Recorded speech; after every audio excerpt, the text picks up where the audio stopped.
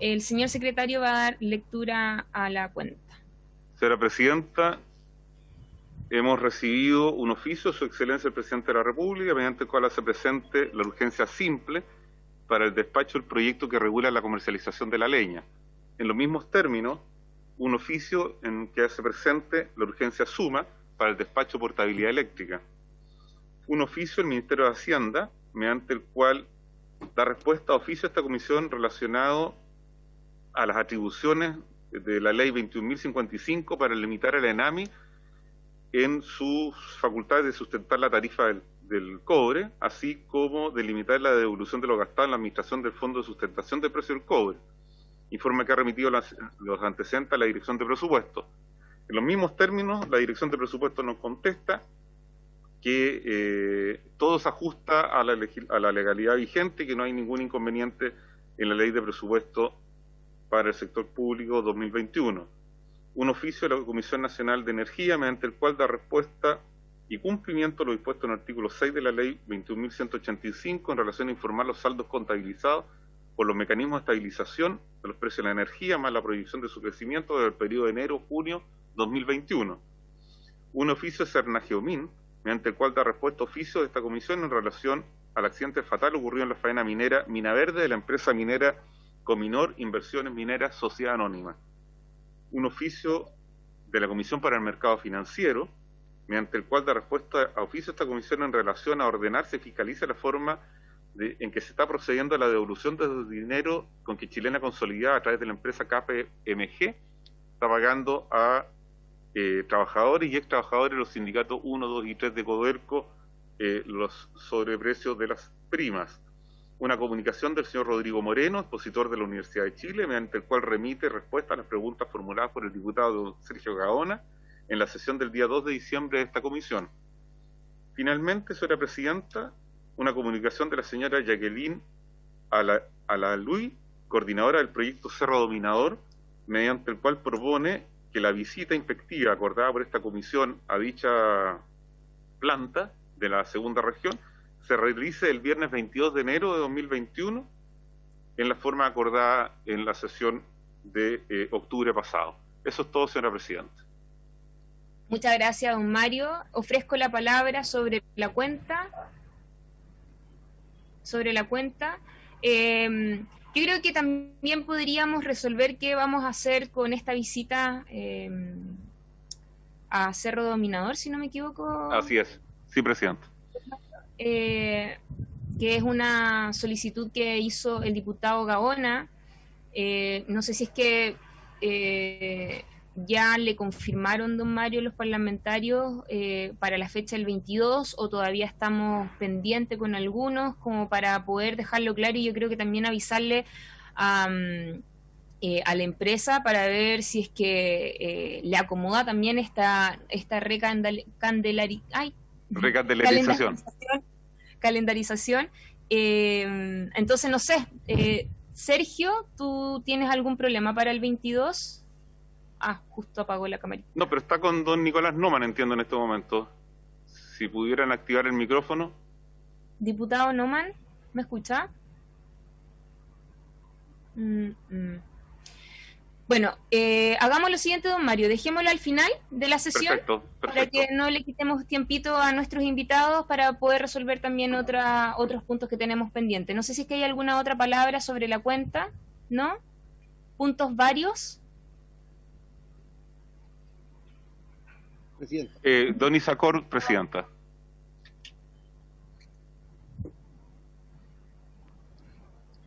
Sí, diputado Cort, tiene la palabra. Gracias, Presidenta. O sea, me gustaría pedir un oficio a la Subsecretaría de Energía. Yo presumo que será ahí o la Comisión Nacional de Energía. No sé si quizás cuál de los dos entes sea el que corresponda, para que se nos informe de los niveles históricos de los embalses de agua destinados a generación de energía. En esta época se ocupan mucho para fines de objetivo de vacaciones, qué sé yo, tenemos Rapel, tenemos Laguna del Maule, qué sé yo. Pero ¿sabe por qué se lo digo? Porque también ha habido denuncias de robos de agua para embalses en sectores y también de que se abren con puertas y bajan los embalses. Este año particularmente fue el 2020, fue, gracias a Dios, dentro de las cosas buenas, fue lluvioso, por lo tanto tendríamos que tener agua al respecto, saber el histórico de la evolución de los niveles de agua de los embalses destinados a generación de energía. Presidenta, muchas gracias. Perfecto. Don Mario. ¿Habría acuerdo? ¿Hay acuerdo? ¿Sí? Sí, hay acuerdo, Presidenta. Perfecto. Hoy, a propósito que me hizo acordar también el diputado Cort de otra cosa, don Mario, si usted me puede dar un poquito más de claridad, porque no me recuerdo bien, la última sesión que recibimos al ministro Llobet y también estaba el CNE, para justamente revisar estas eventuales alzas en los precios de la cuenta de la luz. Ellos quedaron de que iban después de un tiempo a volver a revisarlo y a exponer a la comisión. ¿Cuándo era la fecha para justamente esa sesión en particular? Se lo pregunto, don Mario, porque además también se lo transparento a los colegas. Ya la prensa nos está solicitando algún pronunciamiento, qué es lo que está haciendo la Comisión de Energía de la Cámara de Diputados justamente con respecto a el Fondo de Estabilización, de las eventuales alzas de la cuenta de la luz, no solo de la luz, sino también de otros servicios básicos. Entonces, a lo mejor, no sé, ¿me vas a acordar usted, Mario, para cuándo quedó? Hubo dos compromisos por parte de don José Venegas, o del ministerio en realidad, porque estaba el ministro en ese momento. Lo primero es informar periódicamente, mensualmente en este caso, de la situación del fondo de estabilización, cosa que hacen en el oficio en el que estamos dando cuenta hoy día, y que, para ser justo, nos llegó a mediados de diciembre y estamos dando cuenta porque no habíamos tenido la oportunidad de sesionar. Y el comportamiento del ajuste, que entiendo que es trimestral, nos lleva a enero o marzo para poder tener esa mirada con los antecedentes nuevos de la variación del precio del dólar. El señor Cort está solicitando la palabra, señora Presidenta. Sí, diputado Cort. Su micrófono. Sí, ahí está. Sobre el punto, Presidenta, yo no sé si mejor el resto de las personas vio, y usted dijo recién, Presidenta, que había sido un tema de prensa. En el diario El Financiero, el 23 de diciembre, así un día antes de la Navidad, se ve una, como se dice, una jerga en caluga. Voy a mostrarlo ahí, que dice que la Comisión Nacional de Energía propone reducir la hora punta al 2021 de 6 meses, que es lo que rige hoy en día, a 2 meses, tal como fue durante el año 2020. Nosotros entendemos que el año 2020 fue a partir de una petición que hicimos justamente en esta comisión, de manera transversal, me tocó a mí encabezarla, pero fue transversal, hubo apoyo de todas las diputados de la comisión y logramos reducirlo. Y es muy interesante, y en ese sentido, Presidenta, no sé si le parece a usted poder invitar a don José Venegas como secretario ejecutivo de la Comisión Nacional de Energía, quien hace la proposición, porque este tema le corresponde a la CNE justamente hacer la regulación. Yo puedo mandarle a don Mario para que don Mario le remita a cada uno de los miembros de la comisión el recorte de prensa, entre comillas, del 23 de diciembre, para que vean de esta solicitud que hace la Comisión Nacional de Energía. Gracias, Presidente.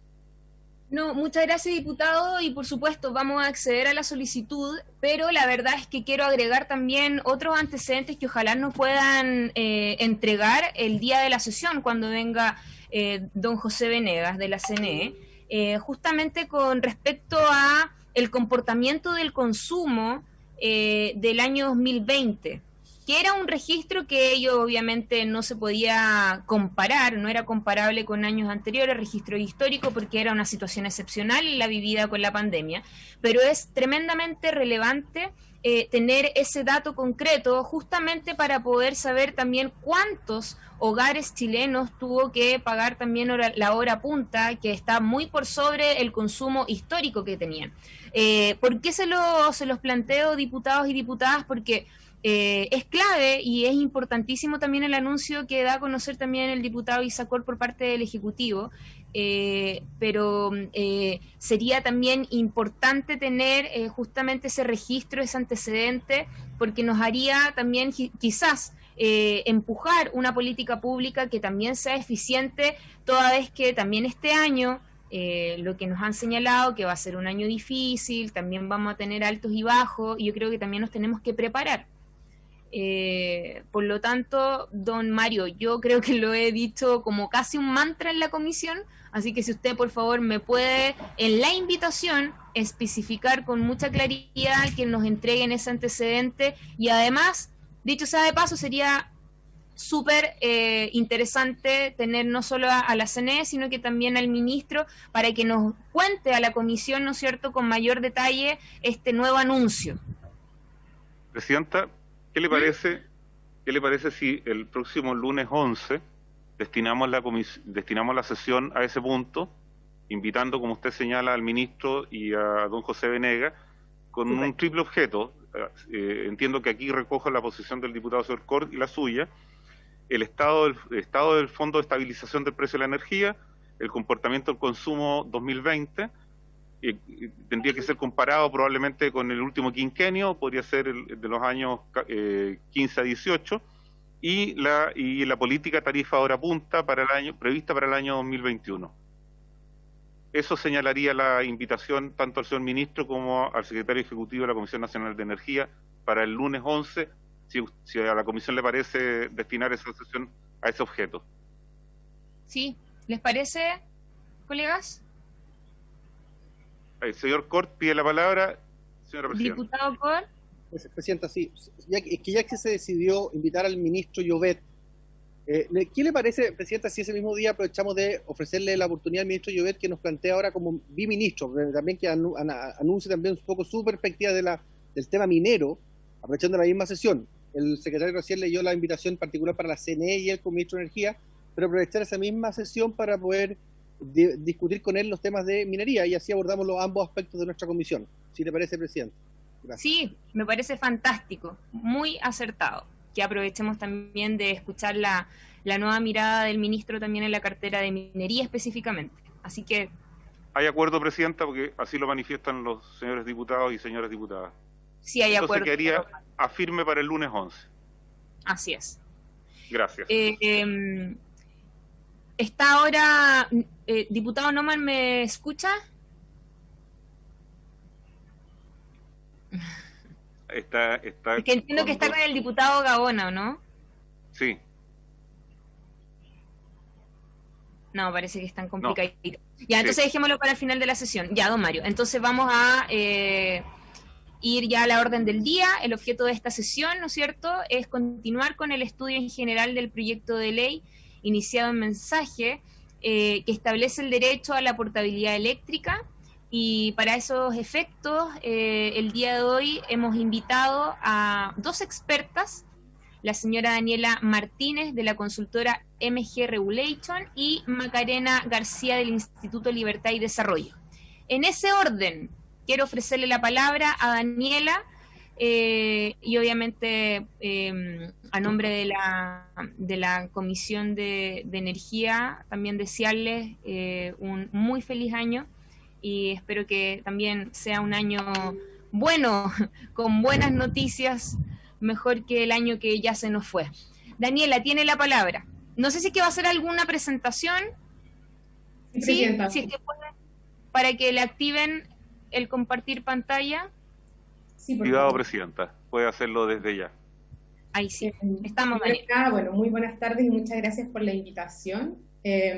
Quería mencionarles que todavía no puedo compartir la pantalla, la presentación. Lo estoy tratando, pero no se puede. Una vez más, el secretario falla aquí. No, ahora sí. Ahora sí se puede. Voy a ponerlo en vista normal. ¿Ahí se ve la presentación?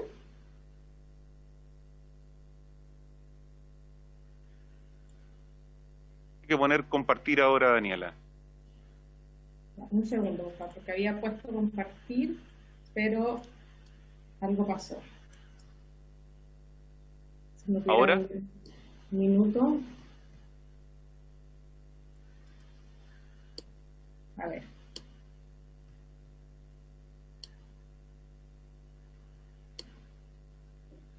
¿Ahí sí ven la pantalla? Sí, perfecto. Y voy a ponerlo en vista completa. Ahí está. Bueno, como les decía, primero que nada, muchas gracias por la invitación. Esta es la primera vez que yo hago una presentación ante esta comisión, entonces me gustaría presentarme, como señaló la presidenta. Yo soy Daniela Martínez. ¿Se escucha? Perfecto, sí, ya. Muy bien.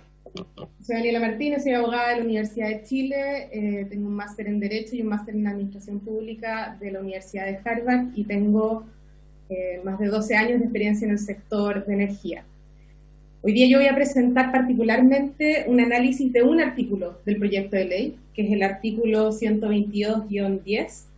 Me voy a concentrar en ese artículo por su relevancia, pero quería señalar que esta presentación está basada en un estudio que realicé para aportar a un estudio de la Asociación de Comercialización de Energía, que realicé como parte del equipo de SISTER. Y quería aclarar que esta presentación es mi opinión y no refleja ni la Asociación de Comercialización de Energía ni a SISTER. Ahora, en la presentación, básicamente lo que quiero argumentar es que el artículo 122-10 es insuficiente para resguardar la competencia. Este artículo establece que un mismo grupo empresarial puede tener en su mismo grupo empresarial empresas que ejercen el rol de comercializador y empresas que ejercen el rol de distribución en una misma zona de concesión.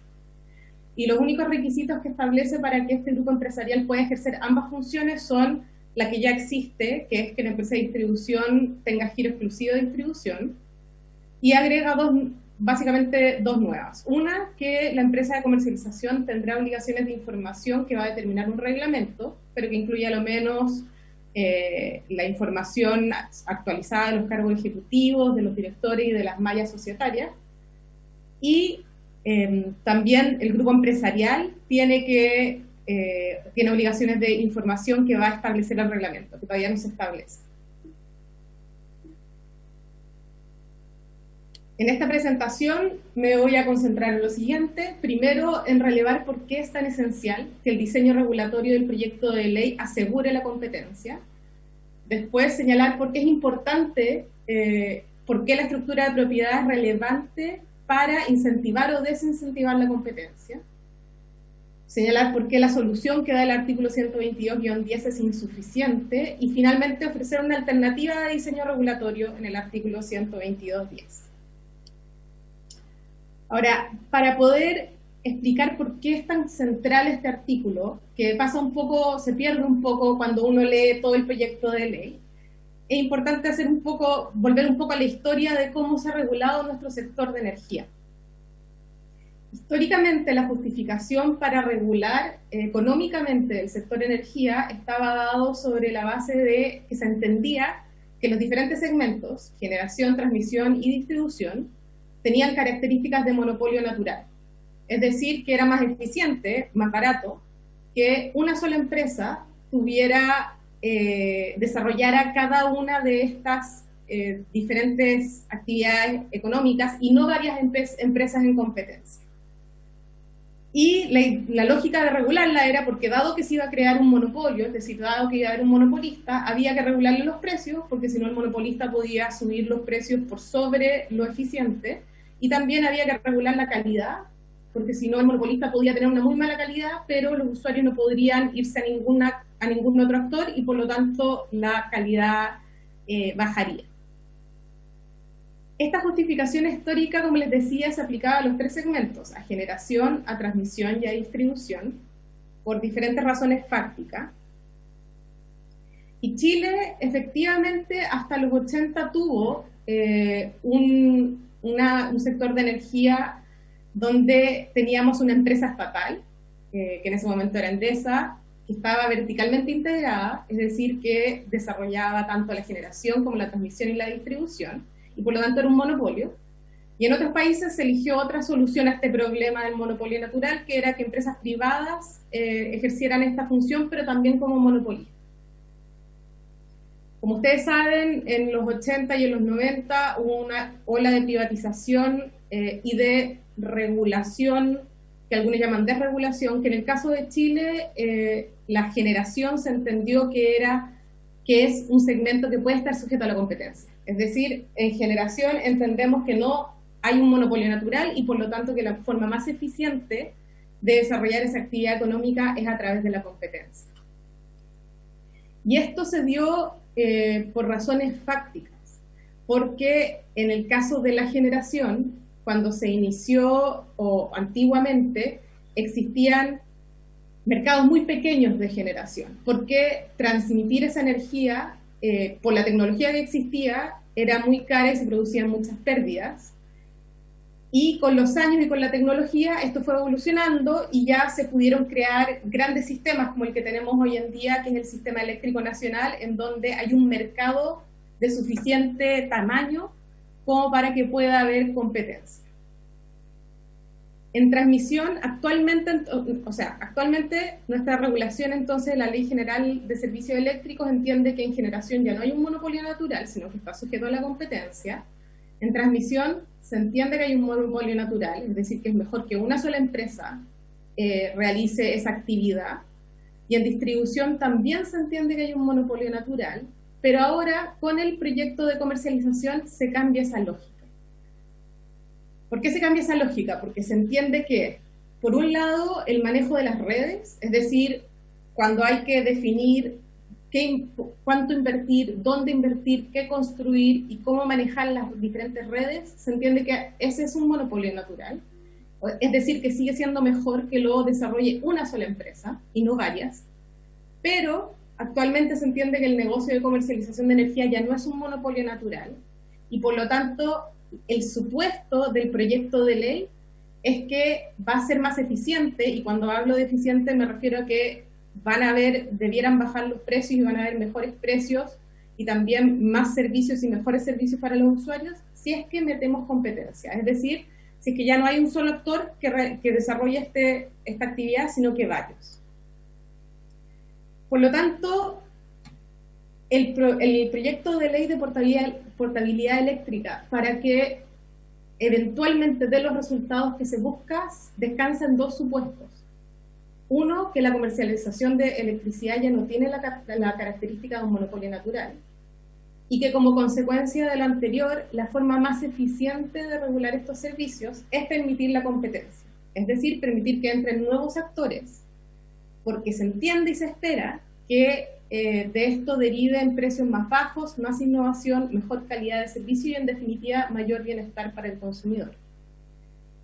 ¿Por qué hice toda esta introducción? Porque entonces es crucial, dado que este es un supuesto básico de este proyecto de ley, es crucial que el proyecto de ley asegure la verdadera competencia entre los diferentes actores del sector eléctrico y especialmente entre los comercializadores, ya que de lo contrario las promesas de este proyecto de ley no se cumplirán.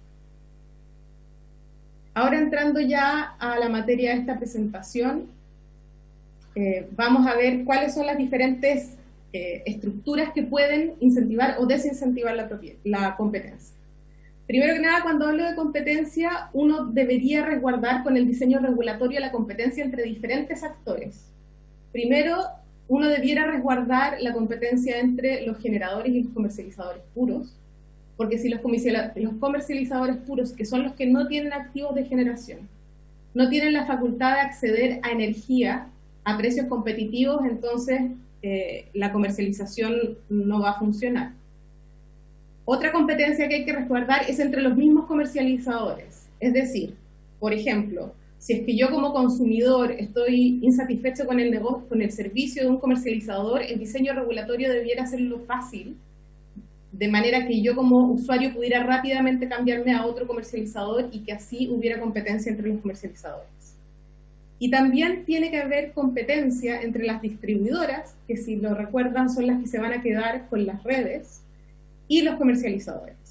Esta presentación se centra en este tipo de competencia. De ahora en adelante, cuando yo hable de la necesidad de mejorar la competencia, me estoy refiriendo a la necesidad de mejorar la competencia entre distribuidoras y comercializadores. Y eso es lo que está regulando el artículo 122-10, que la solución que está dando es que permite que en un mismo grupo empresarial haya distribuidoras y hayan comercializadores que operen en la misma zona de concesión.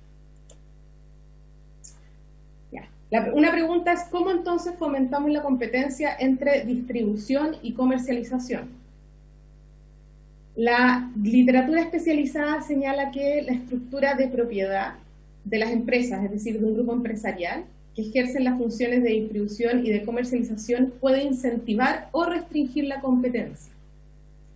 Y esto porque, según la literatura especializada, cuando un grupo empresarial tiene empresas que ejercen negocios tanto en el sector distribución como en el sector comercialización, de acuerdo a la literatura especializada, estas tienen fuertes incentivos para usar su poder de mercado y restringir la competencia en el sector sometido a la competencia. Y por eso la estructura de propiedad sí importa. Como señalaba, existe integración vertical cuando una misma empresa o grupo empresarial ejerce tanto las funciones de distribución, con calidad de monopolista, como las funciones de comercialización con calidad de actividad sujeta a la competencia.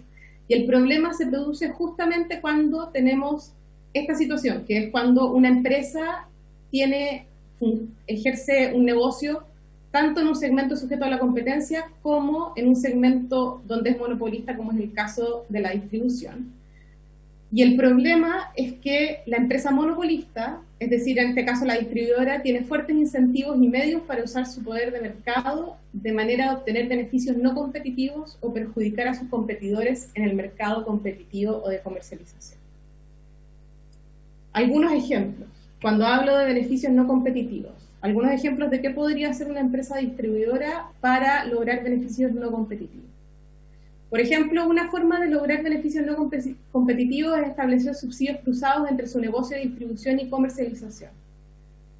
Por ejemplo, en el caso de Gran Bretaña, en el año 1999 se abrió, igual que Chile, el segmento de comercialización a la competencia.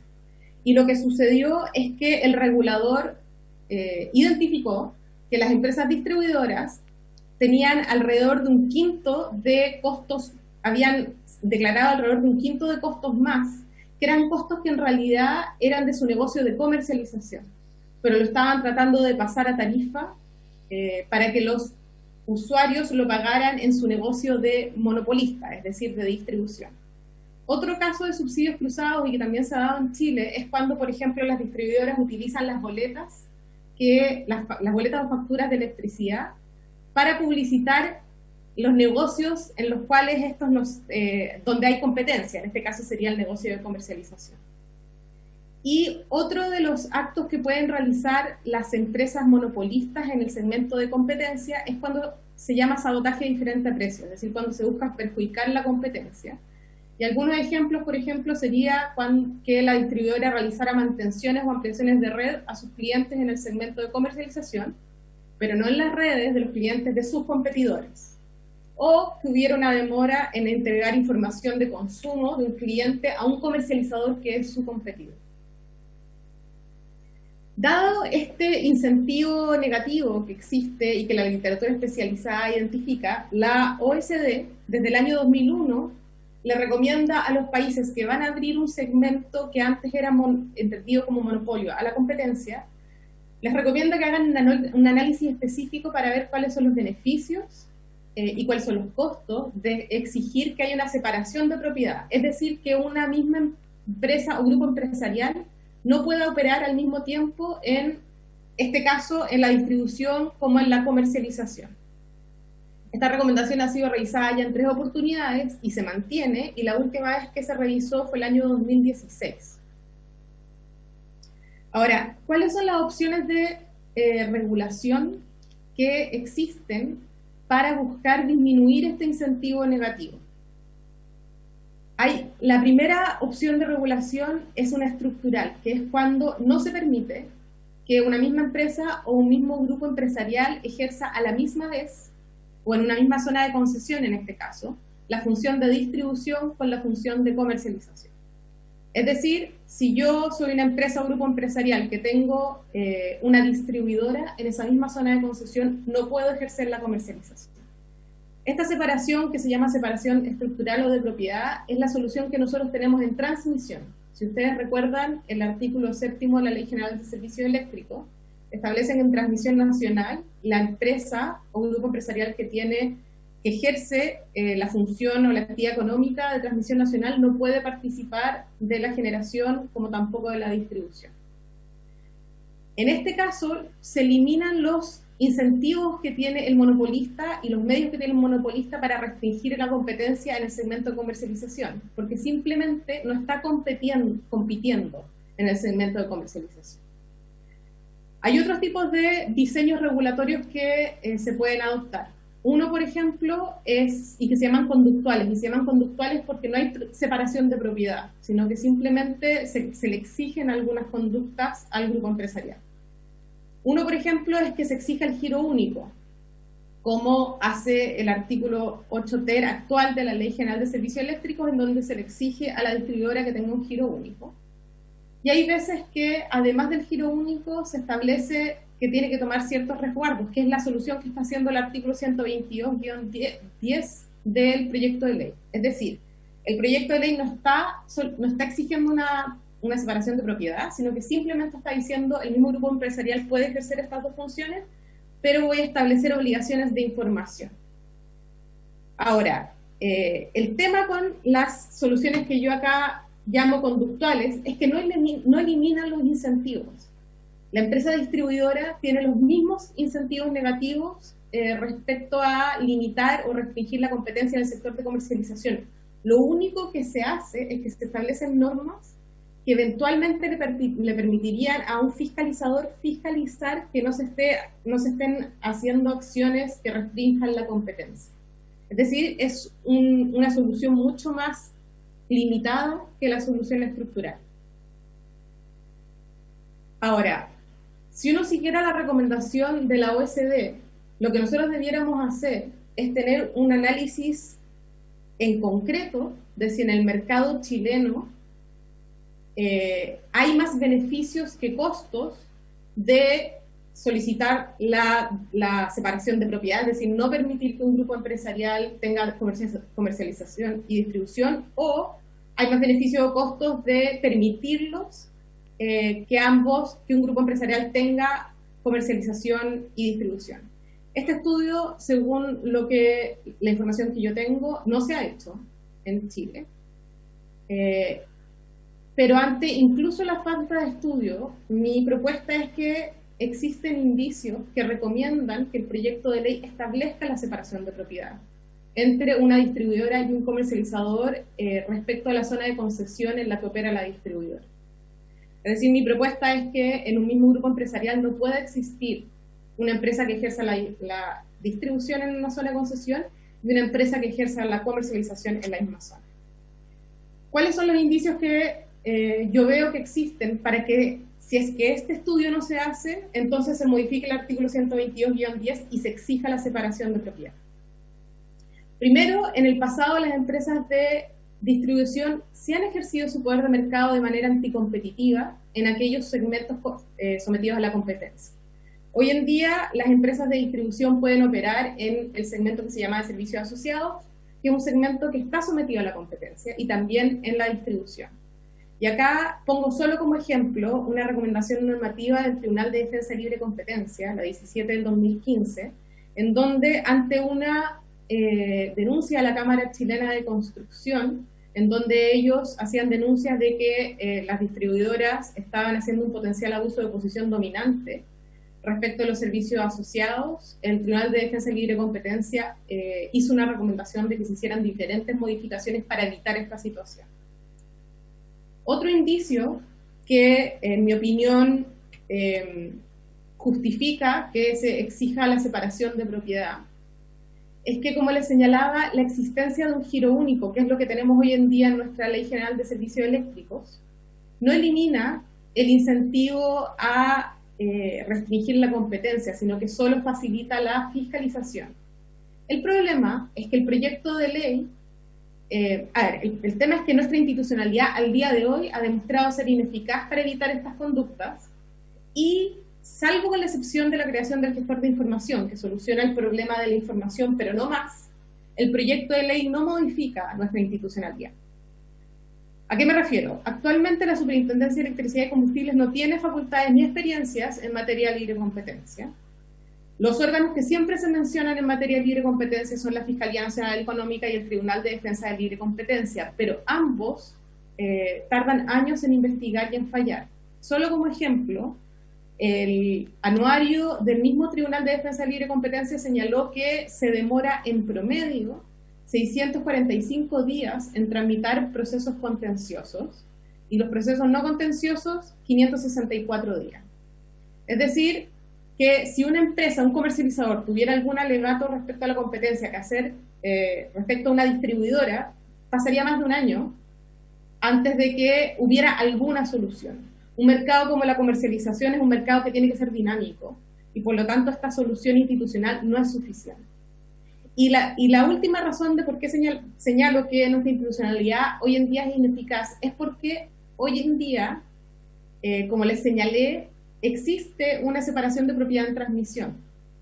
Y en el expediente de recomendación normativa del Tribunal de Defensa de Libre Competencia, en donde Transelec y CLO solicitaron que se eliminara esa prohibición estructural, tanto el Coordinador Eléctrico Nacional como la Fiscalía Nacional Económica se opusieron a que se eliminara esa prohibición de integración, justamente al señalar que los costos de fiscalizar ex post, o sea, después de que se permite la integración y que se pueden dar las conductas, son muy altos, incluso en un mercado como el de la transmisión nacional, que está muchísimo más regulado que el mercado de comercialización de acuerdo al proyecto de ley. O sea, ellos mismos señalaron que la institucionalidad no es suficiente por un lado, y por otro lado es muy oneroso el hacer esta fiscalización y no es efectivo. Es más efectivo tener una separación estructural de propiedad. Esto en el caso de la transmisión nacional, pero como les digo, este es un mercado aún más robusto que el de comercialización, es decir, si en ese caso ya se establece esa conclusión, uno podría pensar que la conclusión es la misma si es que no hay un estudio específico en el caso de comercialización. Y la última razón por la cual señalo que el artículo 122-10 debiera establecer esta diferencia de propiedad es porque si no se hace desde ahora, después exigir la separación de propiedad, es decir, exigir que un grupo empresarial se desprenda de una empresa de comercialización es mucho más caro que si lo hacemos ahora. En conclusión, para el cumplimiento de los objetivos del proyecto de ley es crucial que el diseño regulatorio garantice la competencia entre comercializadores y distribuidoras. Como señalaba al principio, el supuesto básico de este proyecto de ley es que la competencia va a generar todos estos beneficios. Por lo tanto, si no hay competencia, no hay ninguna posibilidad de que se generen estos beneficios. De acuerdo, como segunda conclusión, de acuerdo a las recomendaciones de la OECD, debiera realizarse un estudio específico del mercado chileno para saber cuál es la mejor estructura de propiedad para fomentar la competencia y aumentar el bienestar del consumidor. Y en este caso quiero enfatizar que no es suficiente mirar la competencia, la experiencia comparada. Muchas veces se señala que muchos de los otros países, si es que no todos los otros países que han regulado el comercializador, no tienen una separación de propiedad. Sin embargo, como ustedes bien saben, las decisiones de diseño regulatorio no necesariamente tienen como fundamento razones técnicas. Por ejemplo, en el caso de Gran Bretaña, la Comisión de Monopolios recomendó que se exigiera la desintegración vertical en el mercado del gas antes de introducir al comercializador. Y sin embargo, el gobierno, por razones políticas u otras, no tomó en cuenta dicha recomendación. Por lo tanto, mirar la experiencia comparada en este caso en particular no es argumento suficiente para decir que no debiera haber desintegración de propiedad. Como les señalaba, a falta de este estudio, hay suficientes indicios y razones prácticas para establecer la obligación de separación de propiedad entre la empresa que ejerce como distribuidora y la empresa que ejerce como comercializadora en una misma zona de concesión. Y para hacer eso, entonces, hay que modificar el actual artículo 122-10 del proyecto de ley. Muchas gracias. Muchas gracias, Daniela. De verdad, muy buena la presentación, muy interesante. Don Mario, está nuestra próxima invitada por ahí. Sí, sí. Macarena. Macarena García, sí. Ahí la veo. ¿Cómo está, Macarena? Gusto saludarla, bienvenida a la comisión. del Instituto Libertad y Desarrollo. Muchas gracias por la invitación. También espero que este sea un año mejor que el pasado, y harto mejor, porque no es muy exigente la base. Así que, bueno, yo les traigo una presentación relativamente corta respecto de portabilidad eléctrica, que la voy a compartir. Si ustedes requieren que yo se las envíe, obviamente, ni un problema. Sí, por favor, se lo Y de agradeceríamos. hecho les pediría a las 2 si es que nos pueden dejar su presentación para que nosotros se lo hagamos llegar por los correos a los colegas. Gracias. Perfecto. ¿Ahí tengo entendido que se ve la presentación? Sí, perfecto. Ya. Bien, bueno, aquí obviamente hay muchas cosas que ya se han conversado en las varias presentaciones que ha habido, pero recordar que en el fondo el proyecto tiene tres grandes partes, ¿cierto? Tiene tres patas. Uno, que es la creación de la figura del comercializador, ¿cierto? Que en el fondo esto se genera porque se desintegra el sistema, queda todo lo que tiene que ver con la distribución de energía en las distribuidoras, ¿cierto? El negocio de redes que es la distribuidora, y aparece este comercializador que es el que hace la venta de energía. Por otro lado se crea el gestor de información, ¿cierto? Que recopila toda la información del sector eléctrico, es un banco de datos, un banco de información.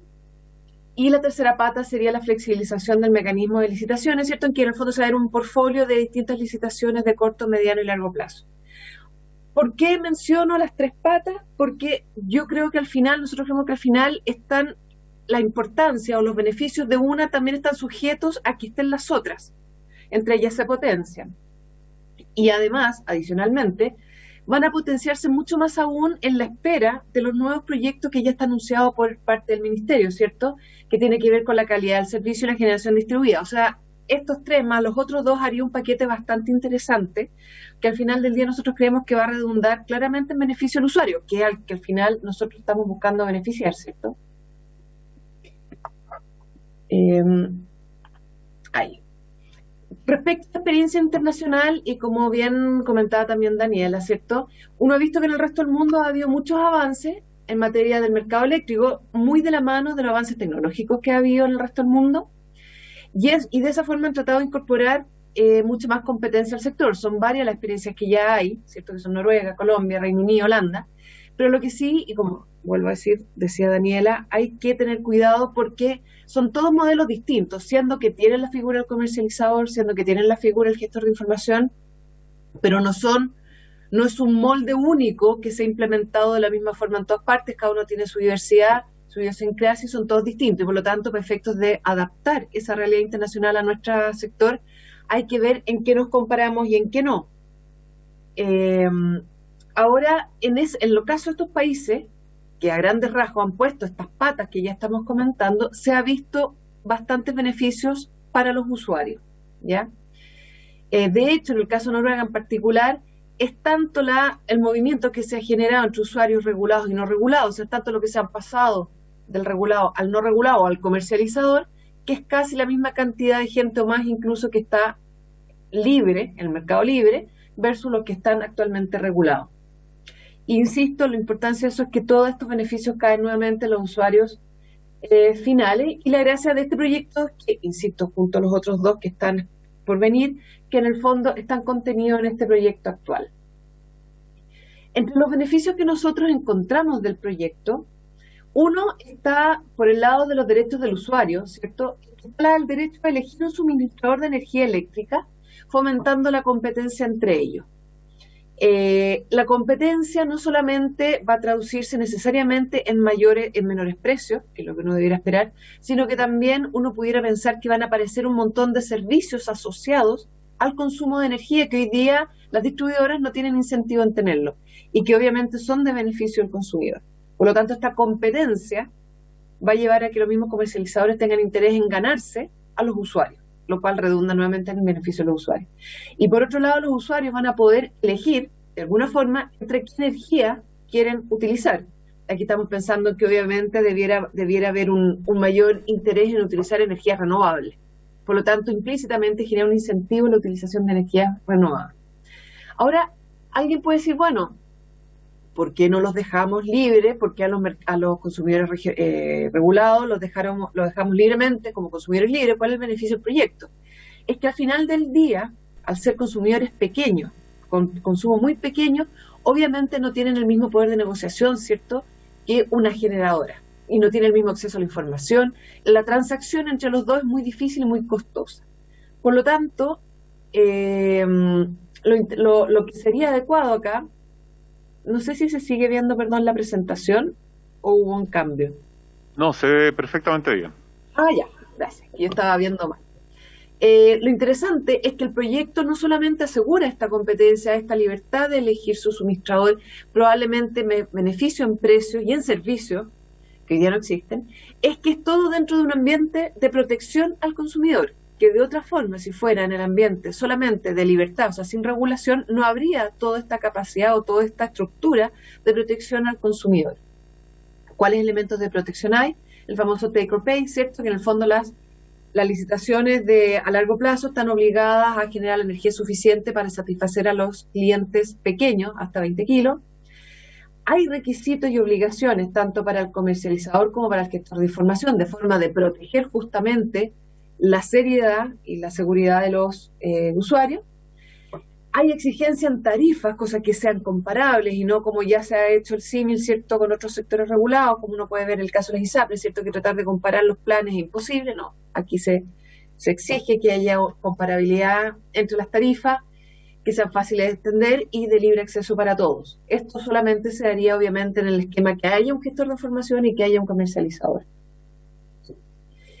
Por otro lado, lo que les comentaba, la competencia claramente genera varios incentivos. Es buena la competencia en sí misma, porque probablemente aquí van a aparecer precios más baratos, precios en el fondo más cercanos a los que están hoy día en el sector no regulado, pero insisto, con el beneficio de la protección hacia el consumidor. O sea, por lo tanto, se le equipara el poder de negociación del consumidor respecto de la generadora porque está el comercializador entre medio. Por otro lado, aumentaría, que es lo que se ha visto en la experiencia internacional, la oferta de servicio asociado al suministro. Más allá de los precios están los servicios. Probablemente uno debería esperar que los comercializadores en el tiempo para la forma de competir, recomendaran la incorporación de nuevas tecnologías en los hogares, también incorporaran el uso de horarios con tarifas más bajas, ¿cierto? Y por otro lado también, de alguna forma, incentivaran la incorporación de los famosos medidores digitales con sus respectivos beneficios. Nosotros en ese sentido lamentamos que no haya políticas públicas más pro respecto a los medidores digitales, dado que tienen una serie de beneficios, más allá de la estructura y la regulación que estos tengan. Pero obviamente un medidor digital permite una lectura remota, ¿cierto?, de los medidores, reduce costo y por lo tanto al final del día menores tarifas. Uno podría preguntarse cómo hubiera sido hoy día la pandemia, cómo hubiera sido la medida de la energía eléctrica durante la pandemia, sin tener los problemas que hubo, dado que no se pudieron medir adecuadamente los medidores. Por otro lado, si hay un monitoreo permanente de la red, de toda la calidad de la red, obviamente que uno puede detectar problemas, repararlos más rápidamente y eso redunda al final del día en mejoras en la calidad del servicio. Por otro lado, si hay un consumo relativamente seguido, o sea, cada 15 minutos, se permite, ¿cierto?, que uno pueda adaptar el consumo a distintos horarios y ahí tiene sentido la existencia de tarifas diferenciadas intradía. Si no hay medidores digitales para los consumidores pequeños, hoy día no tiene mucho sentido tener tarifas diferenciadas porque no se puede acceder a estas tarifas más baratas en horarios distintos. Por otro lado, permite, ¿cierto?, la generación distribuida, ¿cierto?, que es incorporar energía a la red de aquellos que generan más de lo que consumen.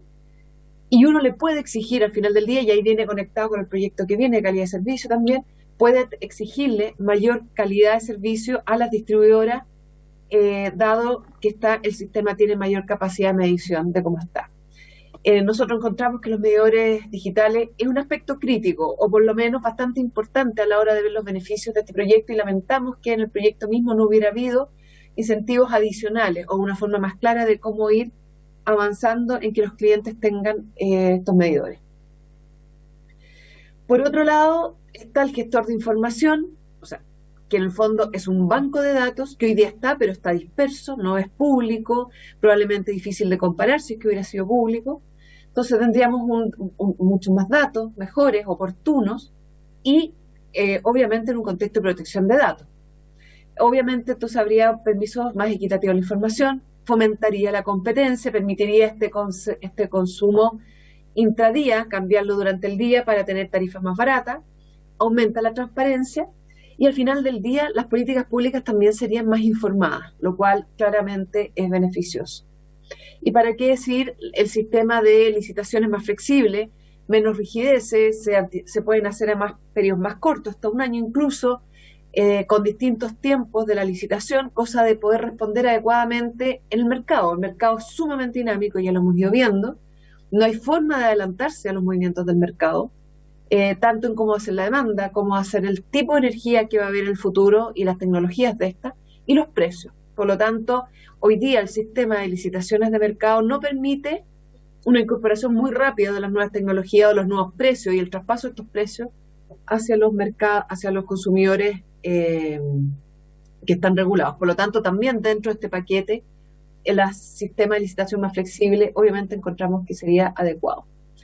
Ahora, ¿qué elementos nos preocupan en algo? No tenemos duda, a grandes rasgos, ¿cierto?, en estas tres patas que están, que el comercializador, el gestor de la información y las licencias, las licitaciones, ¿cierto?, serían beneficiosos para los usuarios, que es lo que estamos buscando. Pero, y también tenemos claro que hay que tener cierta flexibilidad. Históricamente ya se ha visto en transmisión y en otros elementos de la distribución y la generación, que cuando no hay flexibilidad, cuando está todo incorporado en las leyes probablemente y todo diseñado ex ante, resulta que en el momento de ir adecuando los procesos, implementando los procesos que no se conocen, como sería en este caso, obviamente uno va encontrando mayores dificultades o cosas que no funcionaron como uno quería. Entonces, por lo tanto, que sea muy rígido, todo establecido probablemente en leyes, eleva un poco el riesgo de que haya más problemas en este proceso. Por lo tanto, obviamente, mayor flexibilidad es bienvenida. Pero, especialmente en los artículos transitorios, ¿cierto?, hay un par de decretos con fuerza de ley que los cuales serían determinados, los cuales determinarían al final del día la gradualidad de la entrada en vigencia de este proyecto, tanto para los pilotos como la entrada completa en vigencia del proyecto. Siendo que uno quiere flexibilidad, pero obviamente gustaría que esta fuera bajo un marco más seguro. ¿Por qué? Porque obviamente hoy día hay ciertos proyectos de ley dando vuelta que ya tienen un cierto impacto en cómo van a hacer la fijación de precios. Por ejemplo, el que estabiliza los precios de la energía, ¿cierto?, hacia adelante, eso hay que tomarlo en consideración a la hora de ver cómo se va a implementar la portabilidad eléctrica. También hay contratos a largo plazo con las generadoras, que consideran un cierto riesgo de demanda, por lo tanto, también hay que considerarlos a la hora de ir implementando este proceso. Entonces, lo que a uno le gustaría, siendo que valora la flexibilidad por la experiencia que ya hemos tenido, pero también que sean en un contexto más de información, información técnica, información económica, que aseguren los contratos que ya se han firmado, que aseguren también los equilibrios económicos de la generadora, porque si le metemos demasiado riesgo a la generadora, al final del día vamos a ver más ruido, menos inversión, y no solo en este sector, sino probablemente en otros sectores también que son regulados. Por lo tanto, resumiendo, proyecto que a nuestro parecer beneficia en forma importante al consumidor. La experiencia internacional ya lo ha puesto en marcha, de alguna o de otra forma, está implementado en el contexto internacional con grandes beneficios. Se valora la flexibilidad, pero ojalá con mucha transparencia, mucha investigación, mucha información, mucho análisis técnico, mucho análisis económico, para no dañar al final del día nuevamente a los usuarios, que son los que se quiere beneficiar. Muchas gracias. Muchas gracias, Macarena. Disculpen que tengo mucha bulla acá. Muchas gracias a nuestras invitadas por sus presentaciones. Quiero ofrecer la palabra a los parlamentarios si es que quieren hacer alguna consulta, si es que tienen alguna duda, si es que quieren hacer alguna sugerencia, acotar algo. Ofrezco la palabra. Quizás preguntarle a ambas, ¿les parece correcto haber empezado por este proyecto de ley? Es una pregunta simple, pero quizás también una de las que nos ha hecho cuestionarnos hartas cosas también en la comisión. No sé si es que alguien más quiera hacer uso de la palabra. Bueno, entonces Diputado Vidal. Sí, muchas gracias, Presidenta. Estaba con la cámara apagada, venía en el auto, pero venía escuchando las presentaciones y quiero hacer dos comentarios y dos preguntas. De la primera presentación de Daniela, sobre la conclusión, ella decía que tanto la posibilidad de mantener parcialmente la integración de las distintas partes del sistema eléctrico versus la desintegración, no había que guiarnos por la experiencia comparada, porque la experiencia comparada estaba condicionada a decisiones políticas en otros países, sino que había que más bien buscar cuál era el mejor mecanismo, y lo que le entendí, y eso quería reforzar, es que ella considera que lo más adecuado, lo más recomendable es que el sistema esté completamente desintegrado. Si eso es lo que entendí, bueno, además digo, yo comparto esa idea, pero es lo que entendí, quería que pudiéramos enfatizar en ese punto, dada la condición actual donde la desintegración total del sistema tampoco está garantizada entre la generación y la distribución, solo respecto de la transmisión. Y luego, respecto de la presentación de Macarena, ella en su conclusión señala que este proyecto traería grandes beneficios para los usuarios, para los clientes. Pero al comienzo de su presentación ella mencionó algo que también nos dijo en su momento el ministro Llobet, que es que el principal beneficio que podrían tener los clientes con este proyecto de ley es la libertad de elegir. Esta idea del derecho a elegir como si fuera un bien en sí mismo, pero la verdad es que a medida que lo hemos escudriñado en las siguientes sesiones con los siguientes invitados, pareciera ser que no hay mayores garantías de que este proyecto de ley, incluso teniendo la posibilidad de los clientes de elegir el comercializador, les pueda garantizar algún otro tipo de beneficio, como por ejemplo en la calidad, como por ejemplo en las tarifas, porque eso estaría más bien amarrado a otras decisiones o a otros elementos del sistema. Entonces la pregunta concreta para Macarena es, ¿cuáles cree ella que son los beneficios reales que podría traerle a los clientes, a los usuarios, este proyecto de ley? Gracias, diputado Vidal. Ofrezco la palabra a algún otro parlamentario.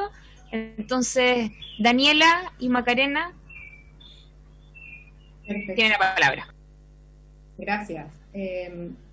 Respondo primero a la pregunta del diputado Vidal respecto a esta idea de desintegración. Quería aclarar que efectivamente mi propuesta es que se exija la desintegración entre distribución y comercialización en una misma zona de concesión, porque existen indicios que muestran que las distribuidoras sí ejercen su poder monopólico para evitar o restringir la competencia en los segmentos competitivos, como sería el caso de comercialización. Pero quería aclarar que esta desintegración me refiero exclusivamente a distribución y comercialización en la zona de concesión. No me estoy refiriendo a cambiar en nada la regulación de cómo está ahora la generación, en donde, por ejemplo, actualmente sí se permite que una empresa que tiene generación también tenga distribución, o que tiene generación incluso tenga transmisión.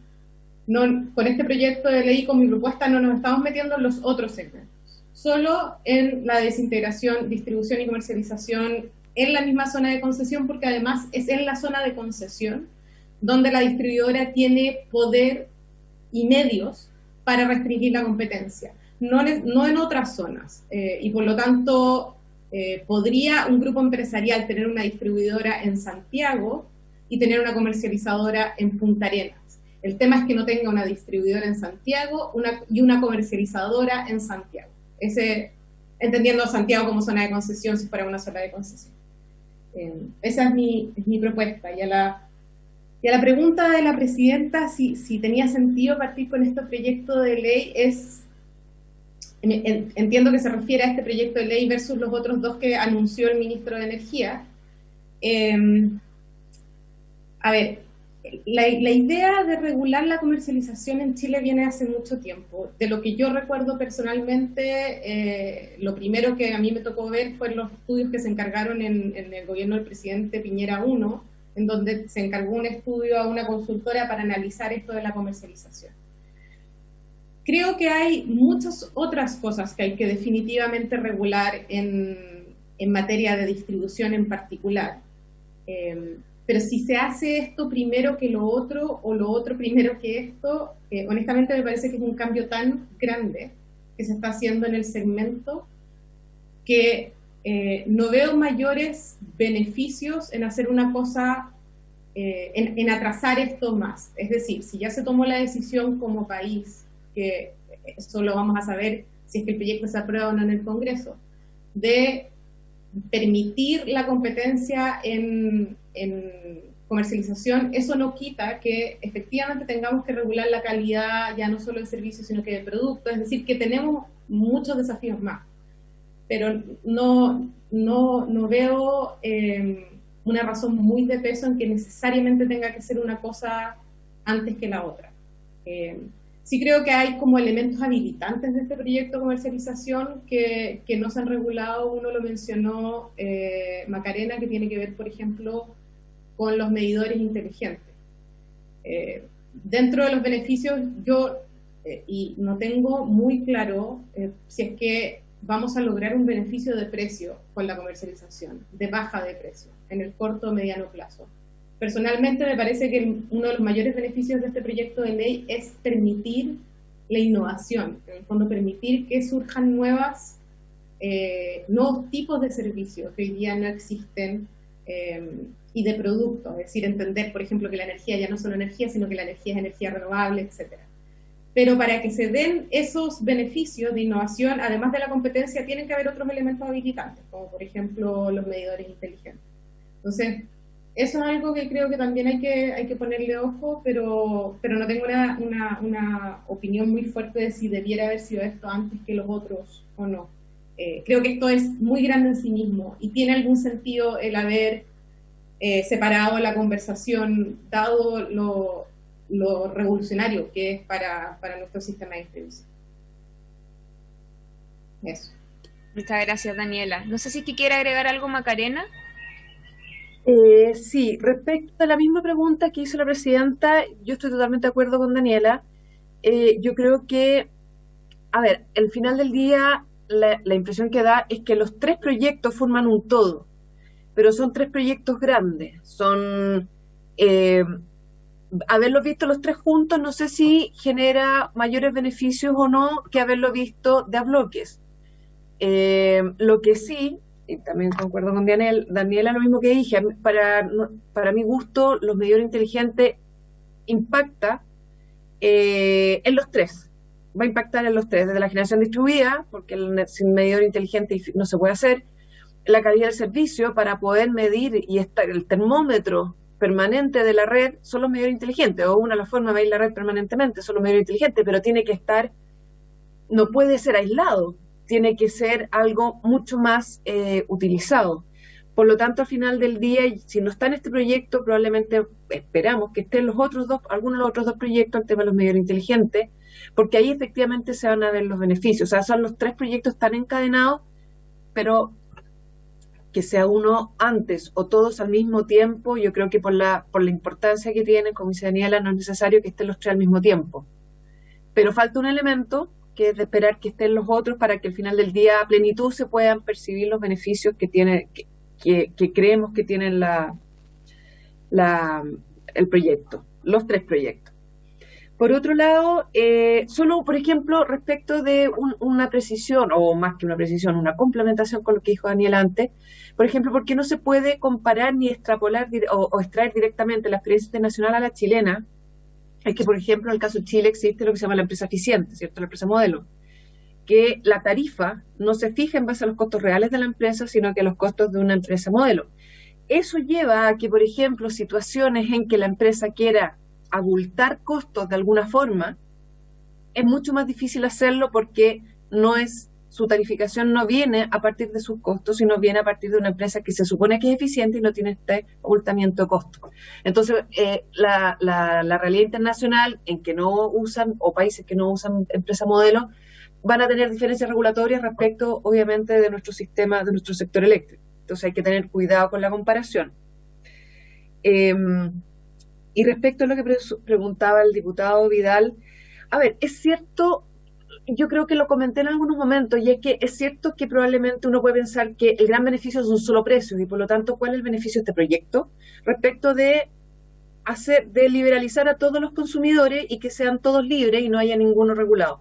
La libertad en sí misma no es lo que uno quiere, Es lo que esa libertad implica. Creemos que implica lo siguiente, que en la medida que haya usuarios que puedan elegir, hoy día si la distribuidora tiene algún problema, el consumidor no se puede cambiar. Puede hacer reclamos, lo que quiera, pero al final del día sigue atado a la distribuidora. Por lo tanto, también los incentivos de la distribuidora son a cumplir un mínimo, el estándar mínimo que le exige la regulación. Pero a la medida que yo tengo competencia, empiezan a aparecer competencia en todo. Los comercializadores, para llevarse al usuario, probablemente el precio va a estar más determinado por las condiciones de mercado. Pero también puede, y ahí es donde uno espera la gran ganancia, es que aparezca una serie de servicios asociados. Uno como usuario de hogar es poco lo que entiende probablemente de las cosas, es poco el acceso a la información que tiene. Por lo tanto, lo que el comercializador uno esperaría es que a uno le ofreciera asesorías para reducción energética, le ofreciera asesorías para la compra o adquisición del medidor inteligente, o sea, le diera servicios asociados, lo asesorara en las horas en las cuales puede reducir su consumo. Entonces empiezan a aparecer otro tipo de servicios asociados que hoy día el distribuidor no tiene ningún incentivo. O sea, pasarlo solamente a la libertad. Además, otra cosa, el comercializador, este ambiente en que pasa el consumidor al comercializador, pasa todo en un ambiente protegido. Si tiene algún problema, si el comercializador no funciona, si lo que sea, siempre tiene la opción de volver al sector regulado. Se le tiene exigencias mínimas al comercializador para que funcione bien. Lo mismo el gestor de información transparente. Si liberalizamos al consumidor y que vaya directamente al sector no regulado, no va a tener la información que cuenta o que de alguna forma ofrece el proyecto. No va a existir el gestor de información. No va a existir, probablemente, no va a tener que enfrentarse frente a una generadora con cero capacidad de negociación. Versus aquí va a tener que enfrentarse a un comercializador en el cual la regulación lo va a ayudar a que pueda negociar. Entonces, aun cuando en precio al final del día puede que no sea muy distinto entre liberalizar a todos los consumidores o pasar por este proyecto, pero tiene otros beneficios. Tiene la protección del consumidor, tiene el take or pay, ¿cierto? Que está obligado el sector de distribución a generar, o sea, los generadores a generar la energía para los menores de 20 kilos. Entonces son esos otros beneficios los que no estarían en el caso de solamente liberalizar el mercado regulado, creo. Eso.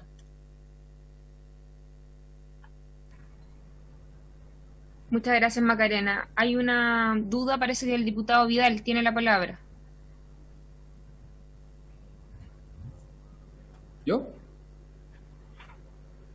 ¿Me estaba haciendo así? Presidenta, no sé si me escuchan bien, pero parece con problema de señal. Sí, sí lo escuchamos. Recién Lo vi que escuchamos estaba bien. pidiendo la palabra. No sé si está bien o no. Sí, estoy pidiendo la palabra. Bien. Sí. Tiene la palabra.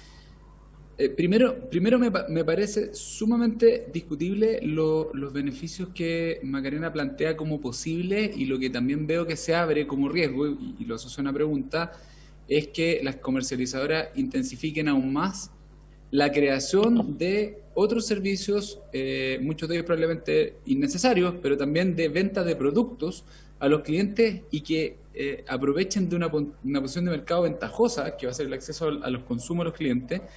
Y la verdad es que yo sigo sin ver los mayores beneficios de este proyecto para los clientes. Eso perfectamente lo podrían hacer las distribuidoras, y refuerza mi impresión de que hay que separar el rol de la distribuidora y de la comercializadora para tratar de encontrar esos beneficios. Pero si pueden subsistir los dos sistemas, pareciera ser que es más razonable la lógica de monopolio natural, donde la distribuidora es la que se hace cargo de la relación final con el cliente y no se comercializa, no se liberaliza ese mercado, porque, insisto, no veo el beneficio. Pero una de las patas que a mí me genera mucha duda respecto de este proyecto es el tema del manejo de los datos, del gestor de la información.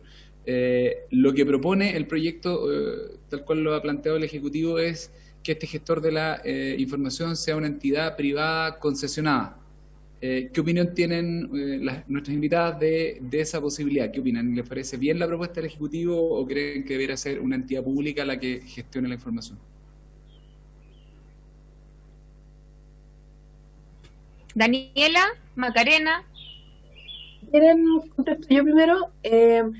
Yo creo que más que... A ver, uno debiera tender a pensar, creo yo, en, a ver, que sea privado no me genera problemas, pero en la medida que sea regulado y que cumpla una regulación que permita que no haya mal uso de esa información. Uno ahí tendría que revisar detalladamente probablemente la regulación, las exigencias que tiene ese gestor de información. Pero yo creo que si hay unas exigencias interesantes o importantes y alguien que fiscalice el cumplimiento de esas exigencias, no veo por qué necesariamente una entidad pública tendría un mejor uso o beneficio o producto, por poner un nombre, que lo que fuera una entidad privada. Yo creo que en ambos casos, ya sea público o privada, tiene que cumplir una cierta regulación mínima.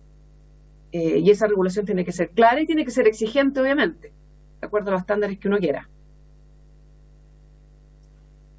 Y por mi parte, a ver, lo relevante para mí, lo crucial, es que el gestor de información no puede tener ninguna posibilidad real de utilizar esa información que está adquiriendo en su propio beneficio. Eso es lo central. Si esto lo realiza un ente público o un ente privado, tampoco tengo una razón de fondo para que sea uno versus el otro. No veo beneficios evidentes en que sea un ente público versus que sea un ente, entre comillas, privado, entendiendo un ente, entre comillas, privado como lo es ahora el Coordinador Eléctrico Nacional, que está creado por ley, pero no es parte de la administración del Estado. Lo central es que no pueda utilizar esa información en su beneficio. Eso me parece que es lo central. Respecto a lo que señalaba el diputado Vidal, de por qué no mantener un sistema en donde sea la misma distribuidora la que realice estos otros servicios. Como les decía, efectivamente este proyecto de ley tiene un supuesto, y el supuesto que tenemos que asegurar que se cumpla es que entiende que la competencia es la forma de lograr más servicios a menores precios que si lo hiciera solo un monopolista. Y hoy en día, si es que dejáramos solo a la distribuidora, hoy en día la distribuidora no tiene los incentivos para hacer estos servicios. La distribuidora es una empresa regulada que se le paga, que los incentivos están dados por lo que se le remunera. Y no se le remunera por servicios adicionales al final del día. Y la pregunta de fondo que uno debería hacerse es si de alguna manera se podría cambiar la regulación de la distribuidora para que ésta tuviera los incentivos para innovar. Y acá la respuesta es que la respuesta del proyecto de ley es que la posibilidad de innovar se hace a través de se puede ejecutar mejor a través de la competencia. Esa es mi respuesta de por qué en el fondo no solo se mantiene la distribuidora. Hoy en día la distribuidora no lo haría y no lo ha hecho, porque no tiene los incentivos económicos para hacerlo. Gracias. Gracias, Daniela. No sé si es que alguien más quiere hacer alguna consulta.